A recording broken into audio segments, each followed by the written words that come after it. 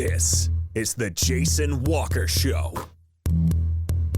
Two-time National Sports Media Association Montana Sportscaster of the Year and three-time loser, the Jason Walker Show. The best local and statewide sports coverage, featuring the biggest guests from Montana. Flint Rasmussen joining us here on the Jason Walker Show. He's freaking exhausting, too. You used to dance a lot more. Yeah, I know, lady. I'm 51 years old now. The NAI Hall of Famer Mike Van Diest joining us here, Jason Walker Show. And is it just a deal where quarterbacks have to be good golfers? Well, that's all they have time for. They don't work out. They don't lift weights.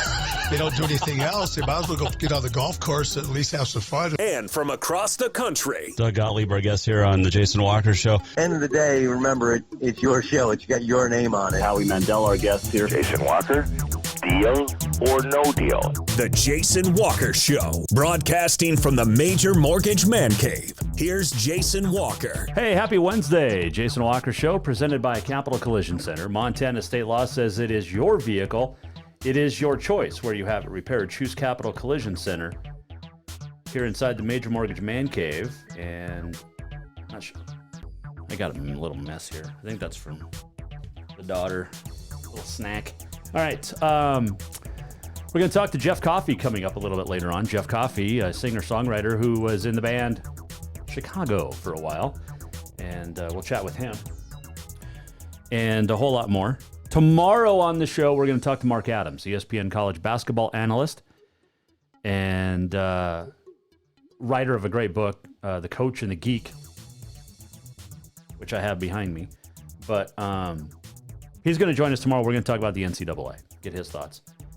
And also the inequities, and also about Rocky women's basketball. He used to coach the Rocky men back in the day. In fact, he coached against Kelvin Sampson when Sampson was at Tech.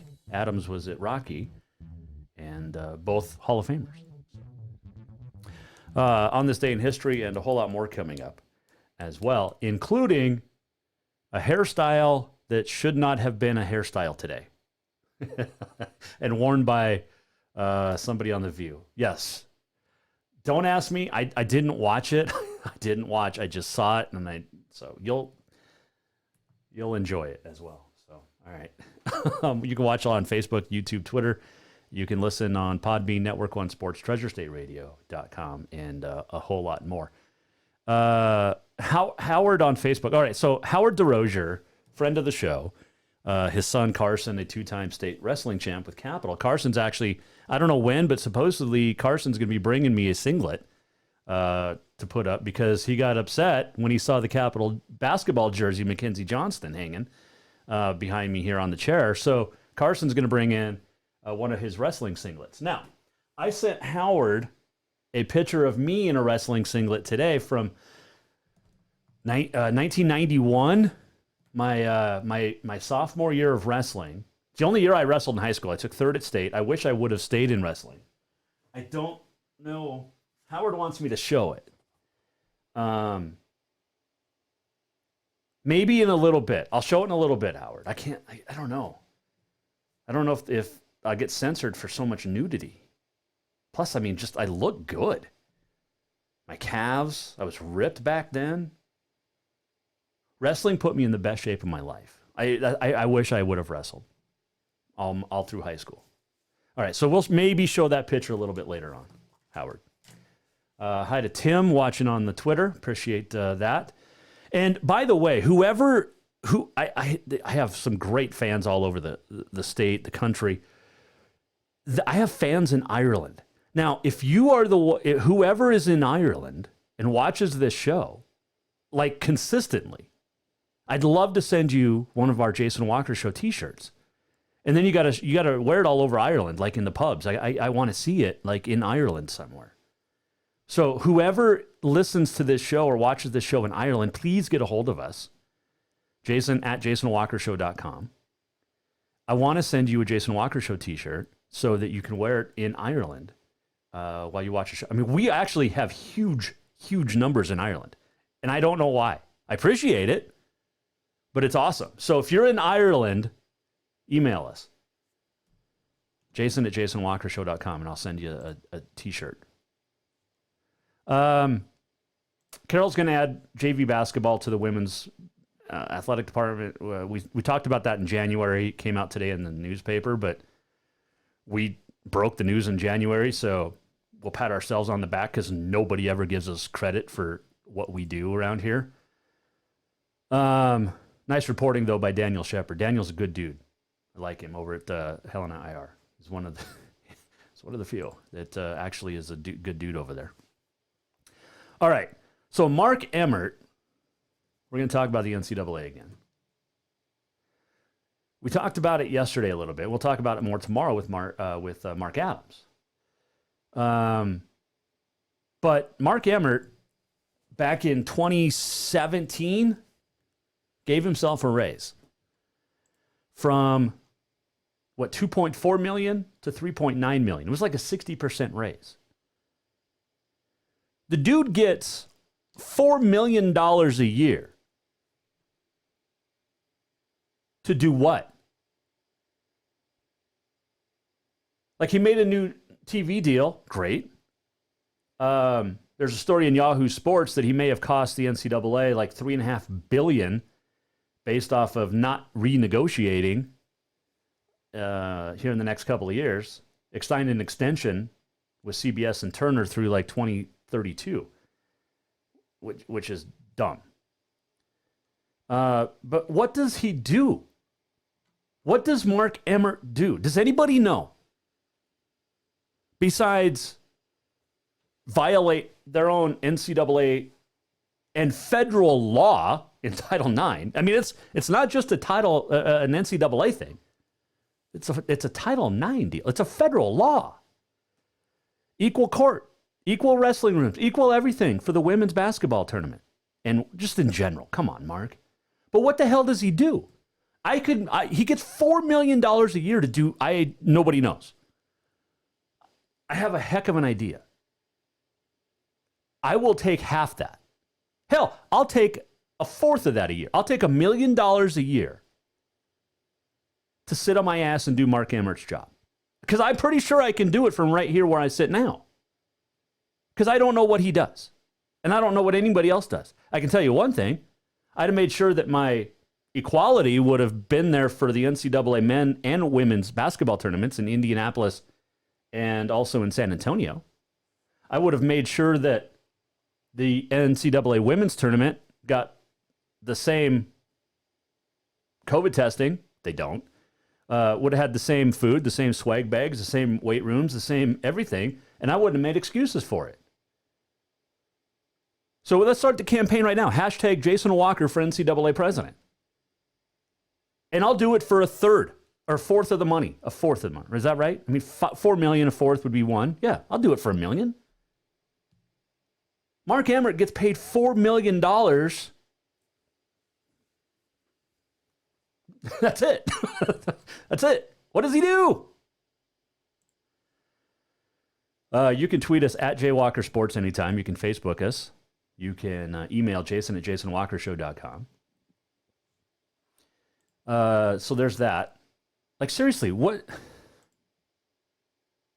I'm going to show you this. This is today from the NCAA March Madness Twitter account. Now, remember, this is only for the guys. March Madness is only for the dudes. Women don't get to say March Madness.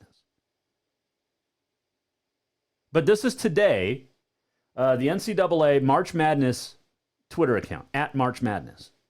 And it says, ready for hashtag Hinkle Magic in the hashtag Sweet 16 and hashtag Elite 8, hashtag March Madness. They're changing the basketball floor at Hinkle Fieldhouse at Butler. Ready? They're changing the floor. Watch. Okay, the old floor goes off. This is what they used over the weekend. Look at the new floor being put down. It's the exact same floor. Like, watch this again. What? It's the same floor.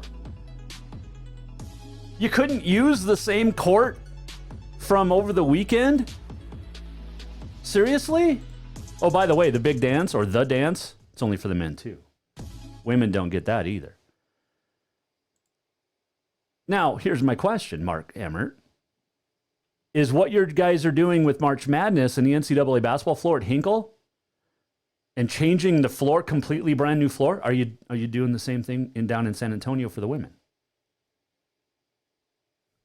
Legit question, and very fair question, because if you're not, then you're breaking a federal law. I mean, this isn't like, oh, well, their uniforms cost more. No, you're breaking federal law here, dude. And then your excuses are half-assed and lame. But we'll talk more with Mark Adams tomorrow about the NCAA and also Rocky women's basketball situation from last month. Remember that? When they got rid of, or they put Wes Keller on administrative leave for like 3 weeks, and then it was a whole fiasco. But Mark Adams is going to join us. He used to coach the Rocky men. Speaking of Rocky, the only men's team to win a national championship from the Frontier, and last night, LC State, a former member of the Frontier, lost to Shawnee State in a great game. 74-68, I think, was the final. But Shawnee State winning the men's championship. Westmont women winning the women's title out in Sioux City, which is awesome. And that's a really good basketball team. I mean, we talked to Lindsay Woolley about how good Westmont has been over the years, and they proved it. That's a really good basketball team that won the national championship last night in Sioux City. So NAI basketball is done for till next fall, but good stuff. All right, we're going to take a break, I think. Yeah? Do we get everything? I think so. We have On This Day in History coming up. Also, I think we're going to be off next week for spring break and just off for a week. And then we've got some exciting stuff coming up here in the next month or so, which is going to be awesome. So there you go. Let's see here. Let me get to my little sheet here. Oh, Frontier Volleyball was canceled for the weekend. Basically, Friday and Saturday matches between Tech at Western and then Rocky at Carroll have been canceled due to COVID issues. So Rocky at Carroll Volleyball, big game, big matches. And then Tech at Western canceled for this weekend for Frontier Conference Volleyball, if you were so inclined to check those out. All right, quick break. When we come back, we are going to chat with a former lead singer for the group Chicago. He's a singer-songwriter, and we'll debate on if we're going to show this wrestling picture or not. I don't know. I don't want to like burn up the internet. I look good. Like, I look damn good. I mean, I look pretty good now, but back when I was a sophomore and in shape, yeah, I don't know. Like, I don't want to make everybody like, I look good. Maybe we'll show it. All right, so we'll take a break. When we come back, we'll talk to Jeff Coffey. Jason Walker Show is presented in part and brought to you by Capital Collision Center. Montana state law says it is your vehicle. It is your choice where you have it repaired. Choose Capital Collision Center. The amount of, we'll say love that you get from Capital Collision Center when you take your vehicle there, nobody can give it. Nobody gives you the love that Capital Collision Center does to you, but especially to your vehicle. They will properly manufacturer certified repair it.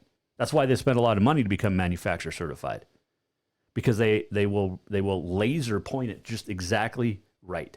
So when you get your vehicle back, it's almost like it's brand new. Get to Capital Collision Center on Euclid. Montana state law says it is your vehicle. It is your choice where you have it repaired. Capital Collision Center. Jason Walker Show coming right back with Jeff Coffey next. New vehicles keep coming, and Capital Collision Center keeps earning certifications to repair them. They're Helena's newest GM-certified facility. No matter the make or year, they repair your car to manufacturer's standards and requirements, maintaining its safety and value. Montana state law says it's your vehicle, and it's your choice where you have it repaired. Choose Capital Collision Center, certified in GM, Subaru, and Nissan, and Helena's only shop certified in Honda, Acura, and Ford. When you value safety, go to Capital Collision Center on Euclid. Have you thought about buying a home and just don't know where to begin? Well, when it comes to one of the most important purchases one can make, we understand it can be frustrating and confusing, but it doesn't have to be. Let the Major Mortgage team help you with all your mortgage needs. Major Mortgage means major service, and we would love the opportunity to help you today. Give J.R. McFadden, NMLS number 1246357, a call today at 406-465-1918, or you can visit him at 2001 11th Avenue, Building A, Suite 3 in Helena. Major Mortgage is a division of AMCAP Mortgage, NMLS number 129122, equal housing lender. Spring is fast approaching and summer is just around the corner, so now is the time to get those windows tinted at Auto Concepts as the sun starts to heat up. Tinting is the best way to keep the sun out of your little one's eyes driving down the road. Plus, it just looks cool. Auto Concepts is your exclusive 3M dealer for tinting, as well as the best clear bras in town. Auto Concepts clear bras will not fade or yellow over time. And don't forget about suspension lifts and power steps for your rig too. Visit AutoConceptsHelena.com or check them out on Facebook. Auto Concepts, the auto enhancement professionals. Store-wide savings are what you'll find when you shop for new home furnishings at Rucker's Furniture. This means tremendous values on Helena's largest in-stock selection of home furnishings.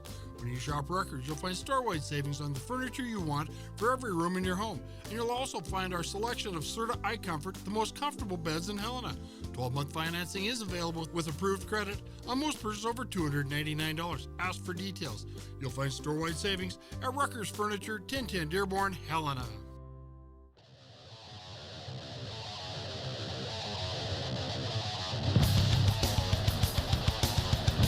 Welcome back to the Jason Walker Show.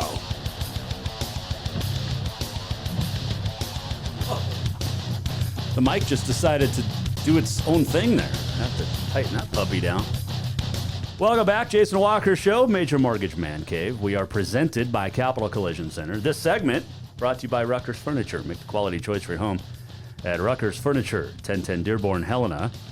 Show tomorrow. Off Friday, and then most of, or probably all of next week.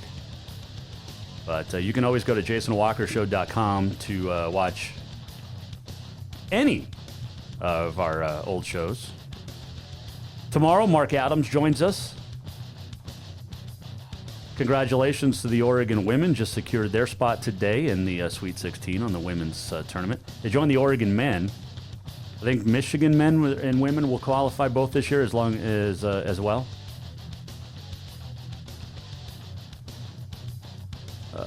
Let's see here. Twitter is losing its mind today. But when is it not, right?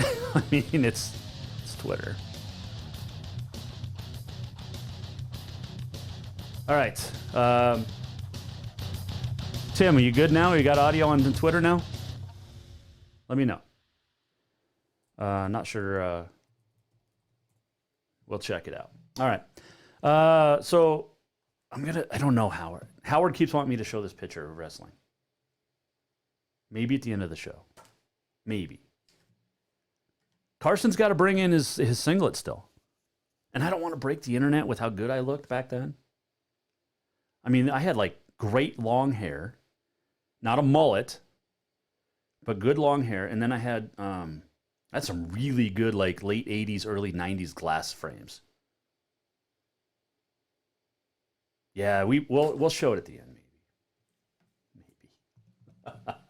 Oh, remember the other day? I will show some pictures before we get to our guest. Remember, I was talking to Flint Rasmussen about this, when we were talking about music the other day, and on the show we were talking about like Kevin Sharp. So I was looking for some old pictures of my grandpa, whose birthday he would have been 90 today. But I was looking for some pictures of Grandpa, and I came upon some of these pictures. So this was me and Kevin Sharp. We talked about Kevin Sharp back in 1997 out in Medford, Oregon. Look at that hair. How cool is that? I shouldn't say that because Kevin Sharp passed away from cancer, but I did have great hair. This was from Dylan. This would have been 98, maybe? 1998 or 99. But that is me and Cherie Austin, country singer from Australia. Yep. And then we talked about Joe Diffie, who passed away. And then we told you the Joe Diffie story on about his bus. I had great hair then too. I think this was from 1994 Joe Diffie, Boy Howdy, and Wade Hayes were in concert. You'll recognize Joe Diffie, and then there's me, and then my date for the night. But that was back in the day when radio stations were awesome.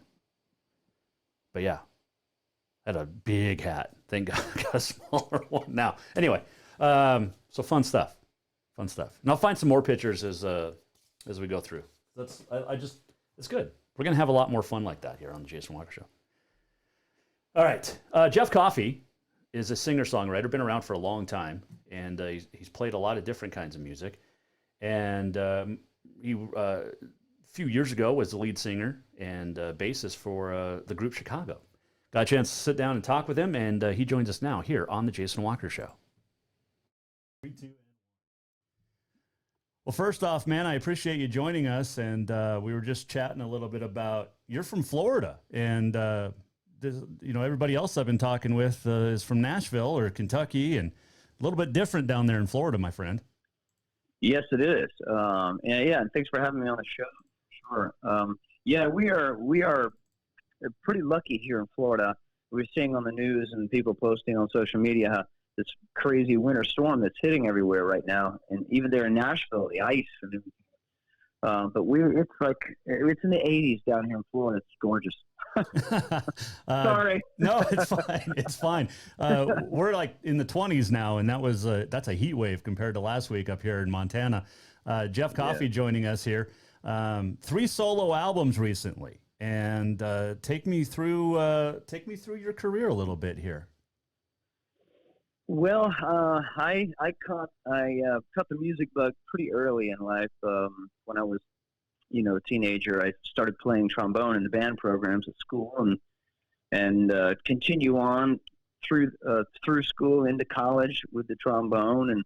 But all that while, I was dabbling in bass. We had some friends with a band in high school who played, things, and but then I started spending more time on the bass than the trombone. And when I was in college, kind of realized I was never going to be the trombonist that I really needed to be to do it professionally. So, when I was in college, I sold all my trombone stuff and bought bass gear, joined the band, recorded a record, and hit the road, and been doing it ever since, pretty much, with various bands and a couple of bands that we were kind of long-term thing, and then I started doing my solo work in 2000. Started writing and recording. Released the first record in 2003, and then the second one in 2007, and then I started playing for other artists. So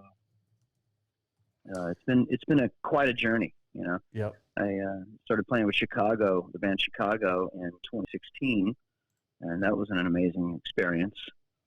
And I got to play some really amazing venues, bucket list venues. The 3 nights sold out at the Hollywood Bowl Orchestra, the LA Forum, Red Rocks. We played arenas in all across the United States and Canada.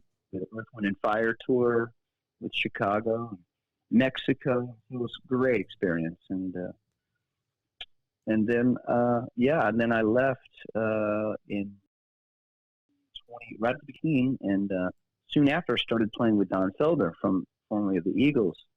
So that's been a lot of fun too, on top of doing all my solo stuff. So yeah, just kind of never stopped.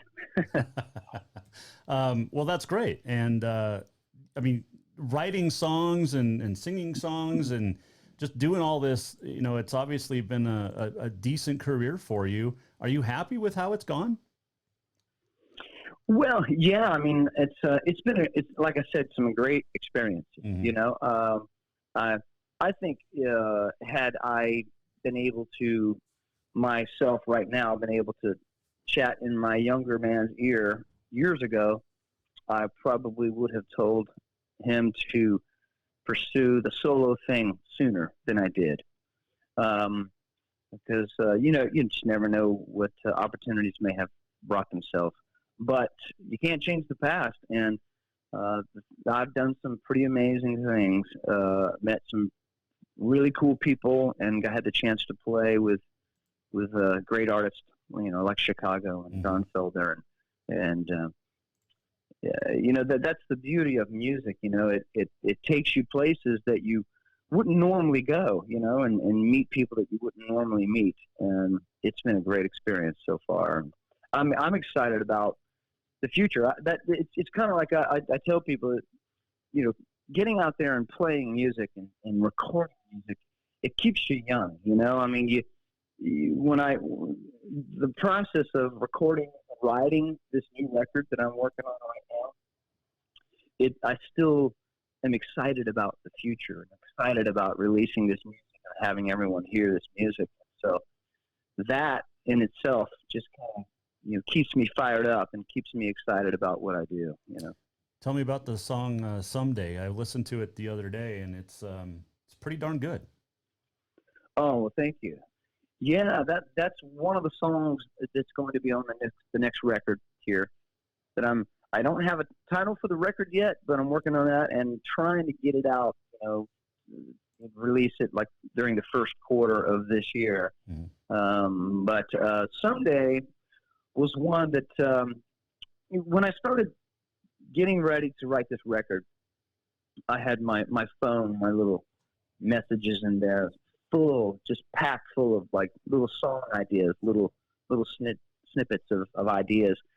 And so I said, what I'm going to do to get started on this record, I'm going to go through all of them and pick the best 10 ideas and write them, finish them, flush them out and see what happens. And that particular, I had the acoustic part on my phone for a while, like maybe a year and a half, 2 years. And I said, okay, yeah, I'm going to sit down and write this one. So I kind of worked out the chorus and the melody and the verses, and then I sat down to write lyrics for the song one day, and I said, man, what am I going to write about? I don't know. And then I just started, reminiscing and really thinking about all of the insanity that was happening in our country, all around the world, but primarily in our country last year. And the words just started flowing out, and I was finished with the song by the end of the day. So it's kind of a retrospective look at, or kind of an exercise in human behavior, and how we react and how we treat each other. And it asks the question, hey, is this, out of all this time of our evolution, is this all we've become? Maybe someday we'll figure this out, how to live with each other and treat each other with dignity and respect. And that's what the song's about. Well, like I said, I was a big fan of it when I listened to it the other day. Jeff Coffey joining us, singer, songwriter. You mentioned Chicago a couple of times, and obviously, what a classic band for almost 5 decades now, basically. What was your favorite song to sing? That is a very popular question. Well, now I don't feel original. No. I mean, it was seriously funny. When people say, what's your favorite one? And all I can say is this: I never really had one favorite. It truly was an honor to be able to play in that band and play a lot of the songs from that incredible catalog of songs. There were so many songs that were fun to do throughout the set. It was a long 2-hour set, and it was packed full. But I tell people that the songs that I felt most connected to the audience with when singing were some of the big ballads from the 80s. Some of the big Cetera, David Foster hits, Hard Habit to Break, Hard to Say I'm Sorry. Those songs were big on the radio during my high school years, and so they have a place in my past, in my heart, just like they do the fans. So I felt real connected to the fans and the audience when I was singing those songs. So that's kind of like, I could never pick a favorite because there were so many great songs that were so fun to play. and playing and with that particular ensemble of musicians every night on stage was just a joy because it sounded so good and it felt so good, and it was a blast. Every minute on stage with those guys was a blast. Well, and you look back too, and I've been a pretty big Chicago fan. I was born in '75, but my mom listened to a lot of great music, and that was one of the bands. But you look at the '70s and what Chicago did in the '60s and '70s was so different than what it sounded like in the '80s. And you hear songs like 25 or 624, so different than Hard to Say I'm Sorry, and it's just complete ends of the spectrum, but still great songs. Absolutely. And that was what was so unique about Chicago when they came on the scene back in, they moved to LA and they started in 1967 and they started in Chicago, and then they moved to LA, and then things really started happening like in 69, Mm-hmm. And so they were so different. They had such a unique sound, being a rock band with horns. There were other bands doing it, but nobody sounded like that. It was such a unique sound. And I think that's what people gravitated to when they heard it on the radio. And they began to like this band so much because of such a unique sound. And they were rather experimental for their time as well, especially Chicago 2. It was a very experimental record. And but people loved it, and several hits off that record there was a few hits that came out from the ballet from Buchanan, from the girl from Buchanan, that was like written. James Penco wrote it like more like an orchestral piece with several movements, but the record label saw single potential in some of these individual movements and released them as singles. But they were really peaking in the 70s, and in the later 70s it started to come down a little bit, and they needed a sonic change in the 80s. They had to make that change because production was changing, sounds were changing, so they really needed a shot in the arm sonically to take it in a different place, to stay on top and to stay relevant, and that's what happened, So yeah, it was definitely a sound change for the band, but again, they still sounded like Chicago. Yeah. Jeff Coffey, our guest here, Jason Walker Show. Speaking of Hard to Say I'm Sorry, Sarah Evans, the country singer, just did a version of it. Have you heard it, and what did you think of it? No, I have not heard that. Oh man, no, I'd like to hear that. It's as, I don't want to say as good as the original, but she stayed true to it. And that's what I love about music, Jeff, is that, this is a rock/pop song from a rock/pop band that a country singer sang that became a hit because, 30, 40 years later, because it's just a great song. And it is. And she didn't change it. It sounds like the band is playing it and she's just singing it. Yeah. So that's awesome. I'd love to hear that. Oh, yeah, I gotta check that out. Check it out. Yeah, it's a fan. I first heard it last February here in Montana. She was in concert, and she did a whole cover album recently. But yeah, that's a good one. Jeff Coffey. There's a lot of rockers that listen to country music. Country music fans are diehard. I think they came from that world of rock. Yeah. And they appreciate that stuff. Jeff Coffey, our guest here on the Jason Walker Show. All right, so you don't know yet what your title of the album is going to be. Why? Let me ask you this. I've always wondered this. We've seen it more recently with like 14 songs, but why were CDs and albums originally 10 songs? Do you know why? Well, it wasn't necessarily only 10. I mean, there's some that had 8 or 9, depending on the length of the songs.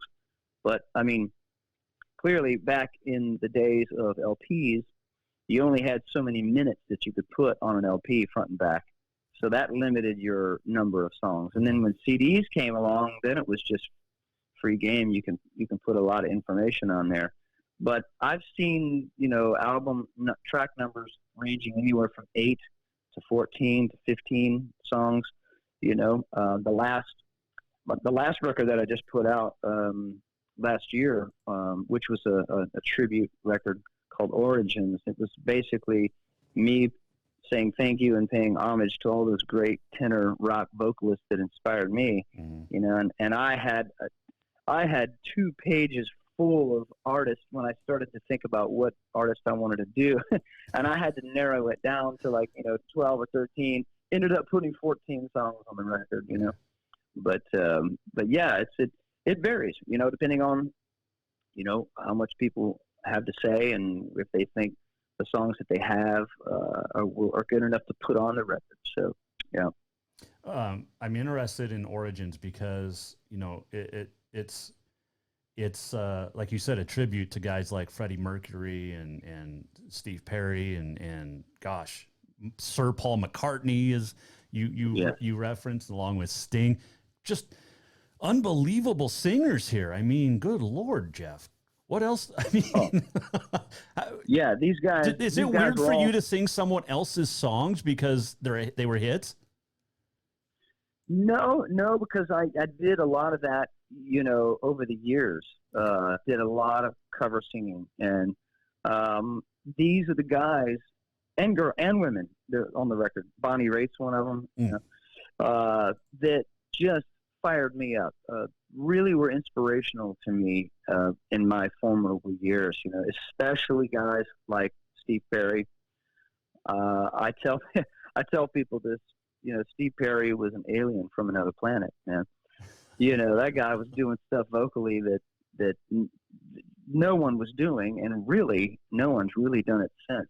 And then you've got Freddie Mercury and Sting is another hero.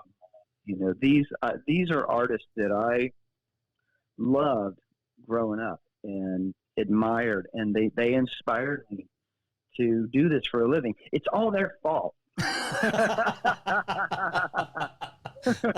I love that. Nobody's ever said that. That's fantastic. They always say, "Oh, they inspired me," or, you know, I look up to them. Nobody's ever. It's their fault that I do this. It's their fault. I blame them 100%. Oh, that is great. Steve Perry, I mean, was great with Journey, but Oh Sherry. I mean, I'm in middle school when Oh Sherry comes out because I was born in '75. So I grew up in the '80s and loved all this music. But Oh Sherry is one of my all-time favorites. And I don't know if it was because MTV actually played videos back then and I got to see it all the time. Right. But in your mind, who is the greatest front man? My wife and I argue about this all the time. And who's the greatest front man of all time? Wow. That's a tough one. I mean, you know, that's a hard one to say of all time, but maybe I'll give you my top 3. Okay, I'll do that. Undoubtedly, Freddie Mercury. What a showman. Okay. Right? Yeah. Killer. Steve Perry really knew how to hold an audience, you know, with his voice as well. But then, you know, you look at classic rock stuff, you know, like Led Zeppelin, you know. Yeah. You know, Robert Plant, what an amazing frontman, you know. There's so many great frontmen, but maybe I could say those are maybe my top 3, you know. Okay. But, wow, so many great frontmen. Now, she says Freddie Mercury is the greatest frontman of all time. I argue that Simon Labond from Duran Duran. Simon Labond, it was a great frontman. Absolutely. I don't actually believe that. I just like to say that. And I say Duran Duran was the greatest rock band of all time. Well, you know what's funny about Duran Duran? I remember vividly in high school, and there was a girl in my English class. Oh, it always comes back to a girl. It does, man. It does. And some of these stories could be a little scary, a little sketchy. It's okay. No, it's not real radio. It's okay. It's a podcast. No, this is a clean story. No, but I remember this girl in front of me in my English class, and she was a die-hard Duran Duran fan. I mean, she had a Duran Duran jacket that she wore to school every day. She had Duran Duran drawings on her folders and stickers of the band. It's like, oh my God, really? And I wasn't really into them at the time. Then I started to appreciate them later in my high school years. And now I love the band, you know. But it's funny, when they were big and they were coming up, I just thought, what is this, you know? But their music stands the test of time, you know. Hungry Like the Wolf. One of my favorite songs of theirs is Save a Prayer. Oh, that's a great song. Unbelievable song. You know, it's a great Killer. song of theirs that nobody thinks of, The Chauffeur. Right? Yeah. And I don't know if it's another great one. Oh my gosh. Just the music. And you mentioned that, the musicality of that song. And then the way Simon sings it, I mean, it's just unbelievable. But, and then you look at half those guys go off to, you know, do Power Station and with Robert Palmer for a little bit. And I mean, it's just the 80s. Is that the greatest decade of music for you? You know, I feel fortunate that I did come up in that era, because there was some incredible music in that era. It's funny. I have this conversation with my kids. My kids are teenagers right now, and it's like when you hear a lot of the kids playing the same kind of stuff, which is usually ends up being rap or hip hop or something. It starts a conversation with them. It's like, you know, listen, what's the message there? You know, like I remember vividly the message in a lot of the lyrics in songs from the 80s was always kind of a, you know, an inspirational thing, or it was always like, you know, having a good time, party, everybody's working for the weekend, you know, or I'm trying to aspire to this, you know, and the lyrics, whether you were listening to the lyrics consciously or not, subliminally, they come into your mind and they affect you, you know. And I always remember, you know, like Night Ranger's Secret of My Success, right? Remember the title track of that movie that was out, it was a big hit with, you know, that kind of stuff. It's always like aspiring to this, or aspiring to party and have a good time, you know. It was always kind of most of the time a positive message. And that's another reason why I really appreciate the 80s era, you know. There was a lot of sonic change happening in music, you know. Again, Chicago was a good example of the sonic change of production and sound, you know, from the 70s. But, you know, what's funny now is I really enjoy listening to a lot of 70s music now. I appreciate it. Because I remember as a kid, elementary school kid, hearing all this stuff on the radio, you know, like the Sir Paul McCartney and the Wings, you know, all that stuff. And now these channels, they call them yacht rock channels. I mean, it's great music. If you sit and listen to the stuff, it's great music. And so I really am glad that I came up from that era of the 70s and 80s, because it was some fantastic music. Oh, man. And, you know, I love the late 50s, like the Elvis era and Ritchie Valens and Buddy Holly, and then early 60s rock was not really the wartime late 60s, early 70s. But, yeah, you mentioned the 70s, and I didn't appreciate it as much probably even 20 years ago as I do now. But and I think, you know, satellite radio has changed that to where you can listen to so many great things. Jeff, do you feel that there was a message in each decade that like the 80s, you mentioned it was, you know, partying or aspiring or having fun. And then in the 70s, there was a message. In the 60s, late 60s especially, there was the message. Do you feel like every decade in all genres has had a message? I think that's safe to say that a lot of artists did have messages, and you know, like you say, the 60s, especially late 60s, you know, the anti-war thing, you know, Vietnam and the psychedelics that were happening, especially in California, because the scene was really happening in the 60s. People were just flooding to LA in the music scene, and you know, psychedelics where people were expanding their minds, expanding their creativity, you know. Then the 70s came along, and it was, you know, a lot of songs about love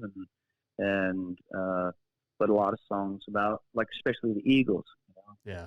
They painted a really good picture of the dark side of LA. It was an interesting yet dark side of LA. But then the '80s was a very, very upbeat, positive, I would say, overall. It was the era of excess for sure. Oh yeah. And glam and all that. And then the '90s came, and it was the antithesis of that. It was the opposite. It was anti-glam, anti all of that, and it got a lot of subject matter got really dark. Grunge, Yeah. A lot of the subject matter in grunge was really diving into the dark side of your human psyche, and in the way they played the songs. So I would say, but on the pop realm, completely opposite in the '90s. You had Celine Dion, big. You had Duran. Duran was still making great records in the '90s. Yep. So you had the pop, but you had in the rock, it was the grunge thing. And I would say that. I mean, you can't say that about every artist, but I would say every decade probably there was some overlying message that was coming out of the music. I don't get to talk to people who love the '80s as much as I do, hardly as much as like now. So this is awesome. I could go on for another 45 minutes talking with you about the '80s. Jeff, yeah, I love the '80s. Jeff Coffey joining us. Couple final ones, but you mentioned. I've been thinking about this since you first said this a little bit ago. It's not. Here's your title of your CD. It's not as cold in Florida as it is in Montana. You can play with it a little bit. You can work on it, but yeah. It's summer year round, right? What are some of these songs that because do a lot of time when you're naming an album, does it reflect on the themes of the songs or not? It's always impressed me how people come up with song titles, let alone album titles. Right. Well, there's a lot of times where people will pick one song and the best title of a song, and that'll be the album title, and then so the album will have a title track, which is probably what I'm going to do on this one. The last one that was because it was a tribute album, we called it Origins because it was basically me going back to my origins. And it was a little trip through time that I want everybody else to enjoy like I did. With this new record that I'm writing, I'm really, really excited about how this record is sounding right now. We're about halfway through, and I'm working with the amazingly talented Rex Schnelly again on this one. I worked with him on Origins. And we're building some amazing tracks, and I'm really excited. I feel like my writing is better than it has been ever in the past, and really feel excited about these songs. So it's, for me, a title. I think there is a title that I'm thinking about, but I haven't decided on it yet. But it's one of the titles of the songs. One of the songs that's going to be on the record, possibly. It's a song that I wrote with the great Stan Lynch and Billy Chapin. Stan Lynch was Tom Petty and the Heartbreakers' original drummer through all the big stuff. And he's a great songwriter and producer. He's produced, a lot of stuff for Don Henley. He's written a lot of songs for Toto and a bunch of people. So it's really great to work with him. But as far as the overall concept of a record, for me, it's like when I get all the songs finished and I can lay them out and I start putting the track order in, then I really get a feel for the whole record. People talk about concept records.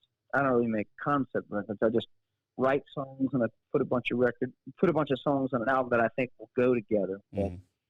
For me, it all comes down to how a title hits me, and then what I picture the art being on the record. So, but in fact, talking about that, that's something this week that I'm going to lock down and really start putting together is, the album and the artwork and the title and all that stuff. So, well, someday probably would work.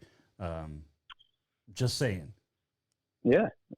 Or coffee with someday. Someday I'll have coffee. Ooh, see, it's a play on someday I'll have coffee. Someday I'll have coffee. That's a play on your name, or you can just call it Jason. Yeah, Jason. There we go. The Jason Walker record. There you go. I like it. Hey, real quick, what's the perfect song that's ever been written? Oh wow, jeez, man, you're hitting me with tough ones there. The perfect song ever been written. Yep. Man, that's a loaded question. Well, I'll give you. So I've had another singer-songwriter I spoke with recently said Rosanna by Toto, which is a great song. Yeah. So maybe your top three, since you're tough to pick out just one. Yeah. Well, Toto obviously as well. I'm a huge fan of Toto's music. They were extremely inspirational to me as a young man. So there's one of their songs that I love. It's a ballad. It's called Anna. Great song.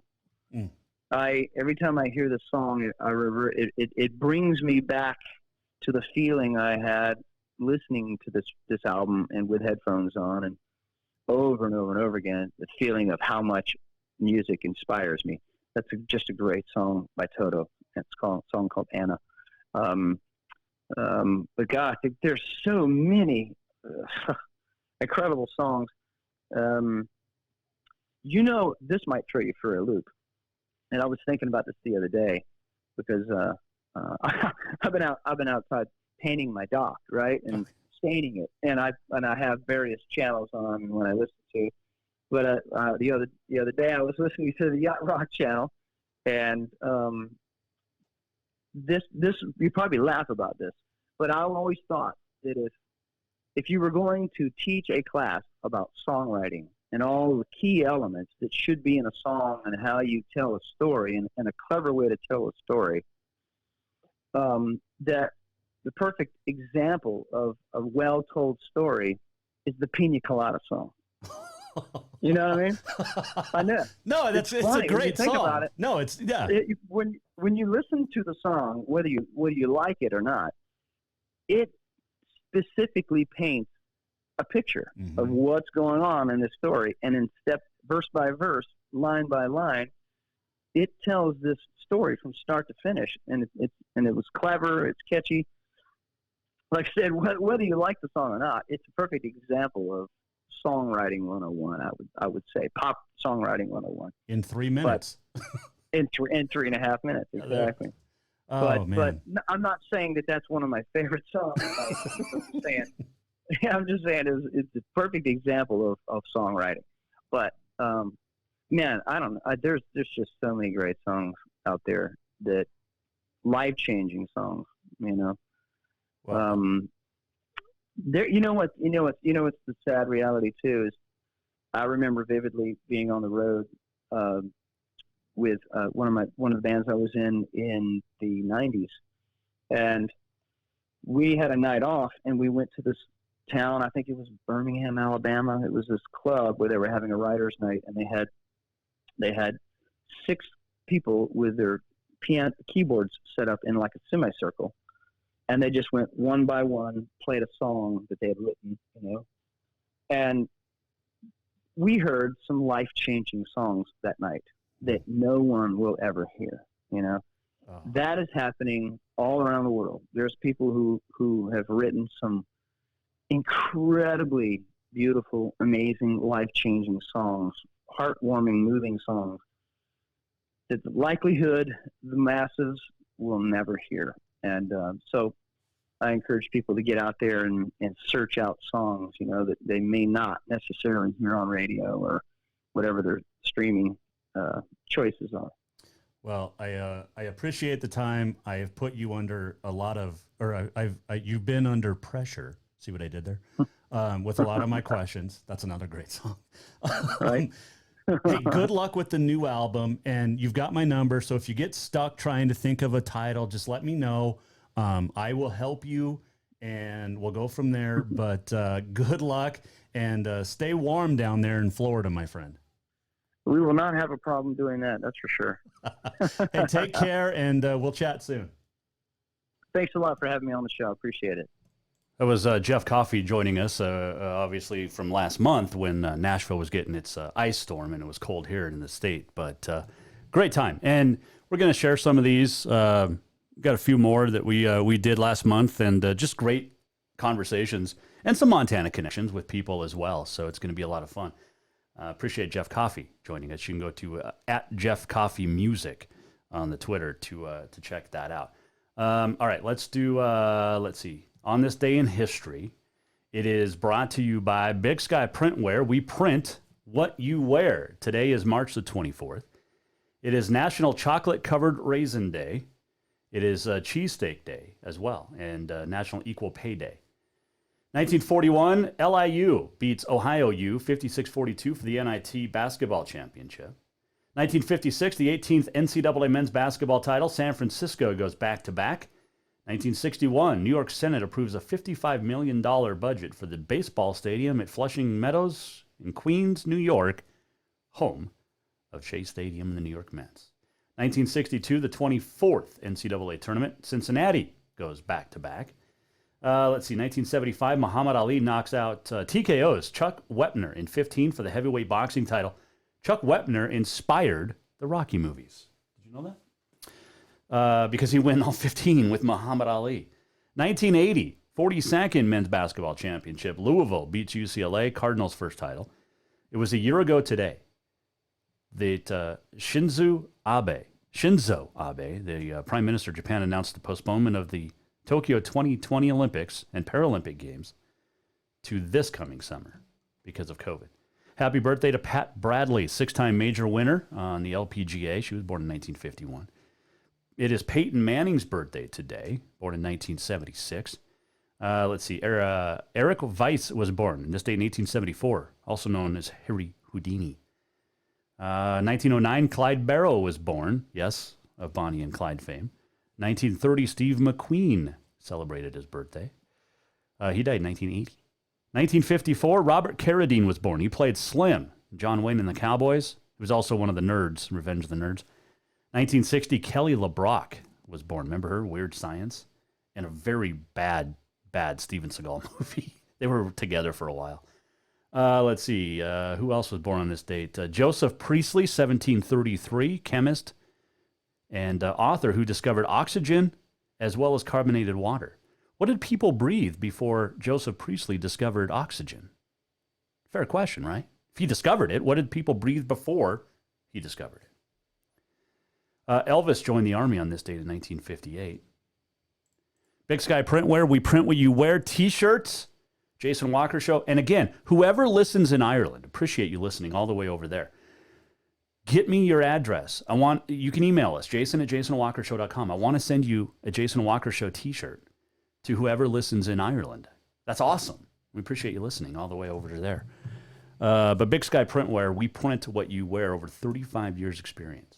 All right, so born on this date, 1931 as well. Let's get to this camera. Was my grandpa Bob, Robert, my son Bob's named after him. There's a picture of my grandpa and my grandma. I believe that is the house at the Sedan. I don't know, could be. There's a picture of grandpa. Another picture of my grandma and grandpa. I think I've showed that one before. There is a picture of my grandpa and my brother. And this is a good one, too. That is my grandpa and me when I was a baby. How about that? But my grandpa would have been 90 today. Let's see here. I think I've showed that this picture, too. Let's do this one. Yeah, Grandpa and General MacArthur, after my grandpa got wounded in Korea. I believe that was taken in Japan. Or in Germany, rather, or maybe Washington. But anyway, My grandpa would have been 90 today. So we salute you for sure. No one better. He was like my John Wayne. There was no question about that. All right. Before we go. All right. Howard, here you go. I'm going to show you the picture. This is, 1991. No, wait. When was I a sophomore? Let's see. I graduated in 93, so 92 was the senior year. 91, 90? Wow. Is this 1990? When did hold on. I got to figure this out. 1993 I graduated, so my senior year was 92, 93. My junior year was 91, 92. So this would have been 1990. Holy cow. So this is 30 years old. This was about 85 pounds ago. I still look pretty good. Now, I don't want to break the internet. So if the internet breaks today, this is why. But there's my wrestling picture from my sophomore year of high school. How about that? Look at those calves. Look at the guns. How about the 1980s glasses? The great hair as well. Now, it's not my styled perm. That was just my long hair back then, but there you go. So there you go, Howard. Hopefully Carson DeRozier will bring in his. So I weighed about 103. Carson's supposed to bring in his singlet. I weighed about 103 then. And I'm like 180 now, so I can't do math, but anyway, there you go. That's what I used to look like. Fun stuff. It's funny what you find when you start looking for pictures. But anyway, happy birthday to my grandpa today. Let's do this. We're almost at the end of the show. What did we learn? And what did he miss? Time for the walk-off.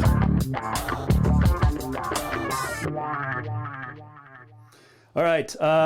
Great time today. Thanks to Jeff Coffey for joining us. Tomorrow, we're chatting NCAA and Rocky Mountain College. Mark Adams will join us. Oh, Caleb Bellich. Manhattan Christian star that transferred from MSU. He's going to TAC. Just announced it on Twitter. So there you go. Hope you had a wonderful Wednesday. We'll have a terrific Thursday as we wrap up our week tomorrow. And hope you have a fantastic... I just hope you have a good night. How about that? Hey, let's do it again tomorrow. 4 o'clock. Go to jasonwalkershow.com if you missed anything. And again, if you're listening in Ireland, email me. I want to send you a t-shirt. jason@jasonwalkershow.com. We'll see you back here tomorrow. Have yourself a good Wednesday night. The Jason Walker Show is produced by the Jason Walker Media Company. Any reuse, rebroadcast, or retransmission without the express written consent of the Jason Walker Show is strictly prohibited. Just listen, watch, and enjoy.